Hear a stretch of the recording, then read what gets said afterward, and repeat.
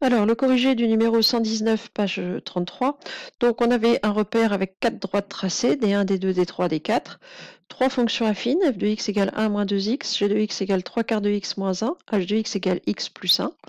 Et on savait que ces 3 fonctions-là étaient représentées par 3 des 4 droites, donc il fallait redonner à chaque fonction sa droite, et puis du coup en déduire la droite qui représentait aucune des 3 fonctions et retrouver l'équation, la fonction correspondant à la 4e droite. Donc le plus simple, ça va être de commencer par celle qu'on nous donne. Donc ici, on a f de x égale 1 moins 2x. Alors il faut faire attention, c'est une fonction affine, il n'y a pas de souci. En général, on écrit plutôt moins 2x plus 1. Donc il n'empêche qu'ici, c'est 1 moins 2x. Donc ce qui veut dire que l'ordonnée à l'origine pour celle-ci, p ici vaut 1. Donc je sais que j'ai une droite qui doit couper l'axe des ordonnées au niveau 1. Donc le niveau 1 étant ici, je sais que ma fonction f est représentée soit par D2, soit par D3. J'élimine d'emblée D1 et D4. Donc ensuite, le coefficient directeur, c'est le nombre devant x, m, il vaut moins 2.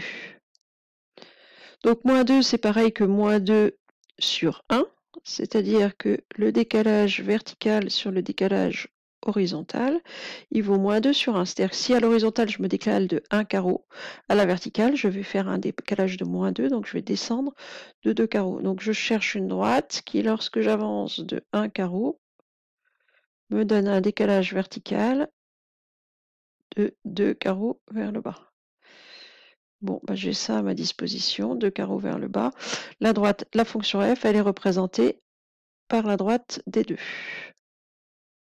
Donc f, c'est pour D2. Ensuite, g de x égale 3 quarts de x moins 1. Alors là, il n'y a rien d'inhabituel. On va commencer par l'ordonnée à l'origine. L'ordonnée à l'origine vaut moins 1. Alors ça va être du rouge ou du orange. Je vais prendre du rouge. Donc l'ordonnée à l'origine ici vaut moins 1. Donc c'est soit D1, soit D4. Le coefficient directeur vaut 3 sur 4. Donc là encore, décalage vertical sur décalage horizontal. Donc si je décale de 4 carreaux à l'horizontale, je sais qu'il va falloir monter de 3 carreaux. Donc je pars de mon ordonnée à l'origine. Je décale de 4 carreaux à l'horizontale. 1, 2, 3 et 4. Et il va falloir monter de 3 carreaux. Bon, bah, de toute façon, on devine vite. S'il faut monter, c'est que ça va être D1. Et effectivement, je monte de 1, 2, 3 unités. Donc la fonction G, elle est représentée par D1. Et enfin, h de x égale x plus 1. Donc x plus 1. Donc l'ordonnée à l'origine étant plus 1, bon, on se doute que ça va être D3, il n'y en a plus qu'une à notre disposition.